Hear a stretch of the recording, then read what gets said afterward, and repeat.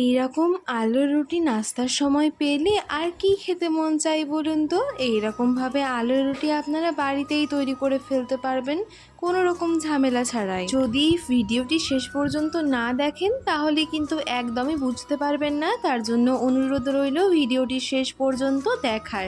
তো চলুন আর দেরি করছি না, ভিডিও শুরু করছি।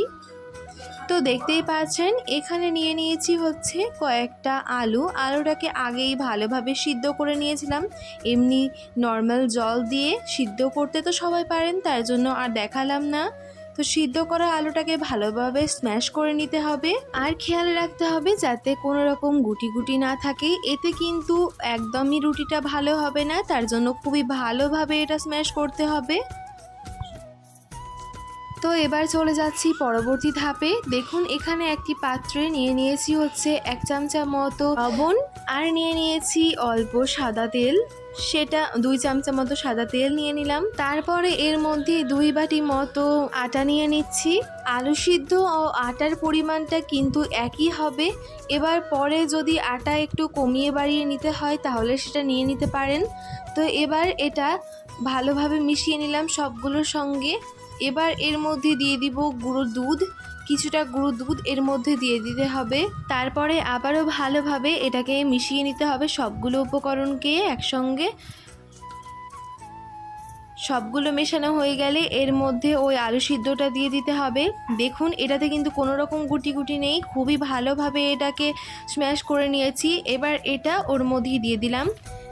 আর আমি আবারও বলে দিচ্ছি, আটা আর এই আলু সিদ্ধর পরিমাণটা কিন্তু একই হবে। তারপরেও যদি মনে হয় যে না বেশি হয়ে যাচ্ছে তাহলে আটাটা কমিয়ে বাড়িয়ে নিতে পারেন। ভালোভাবে ওটার সঙ্গে এবার মিশিয়ে নিতে হবে, আটার সঙ্গে ওই আলু সিদ্ধটা। তো দেখুন একটা সুন্দরভাবে এটা হয়ে গেছিলো, ভালোভাবে ডোটা করে নেওয়া হয়ে গিয়েছিল। তারপরে এ থেকে এটা কয়েকটা নেচি কেটে নিয়েছি, আর নেচিটা ঠিক কেমন হবে সেটা আপনাদেরকে দেখিয়ে দিচ্ছি। এটা ঠিক যেমন আপনারা বাড়িতে রুটি বানান সেই সময়ে যেই রকম একটা ডো তৈরি করেন ঠিক সেই রকমভাবেই ডোটা তৈরি করবেন। তারপরে এবার এর মধ্যে আরও একটু আটা দিয়ে ভালোভাবে এটাকে বেলে নিতে হবে।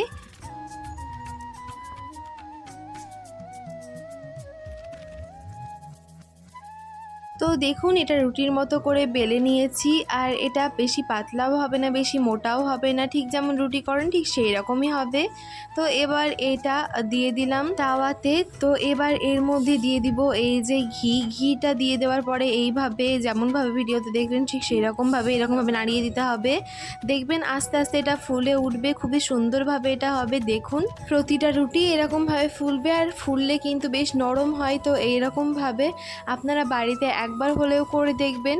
আর অবশ্যই কিন্তু আমার ভিডিও ভালো লাগলে চ্যানেলটিকে সাবস্ক্রাইব করতে ভুলবেন না। যারা আমার চ্যানেলে নতুন আছেন তারা অবশ্যই আমার চ্যানেলটিকে সাবস্ক্রাইব করে আমার পাশে থাকবেন, আমাকে সাপোর্ট করবেন। এতে আমি অনেক উৎসাহিত হই নতুন নতুন ভিডিও আপলোড দিতে। তো দেখুন এখন কত সুন্দরভাবে এটাকে উল্টিয়ে ভালোভাবে ভেজে নিলাম। এবার একই রকমভাবে সবগুলোই ভেজে নিব।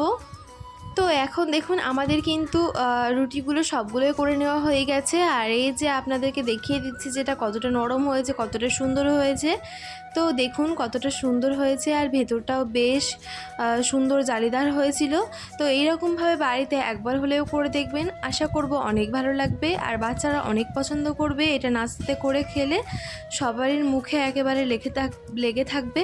তো ভিডিও ভালো লাগলে চ্যানেলটিকে সাবস্ক্রাইব করে পাশে থাকা বেল আইকনে ক্লিক করে অল নোটিফিকেশন 1 করে দিবেন। আর ফেসবুক থেকে দেখলে পেজটিকে ফলো করতে ভুলবেন না। ধন্যবাদ।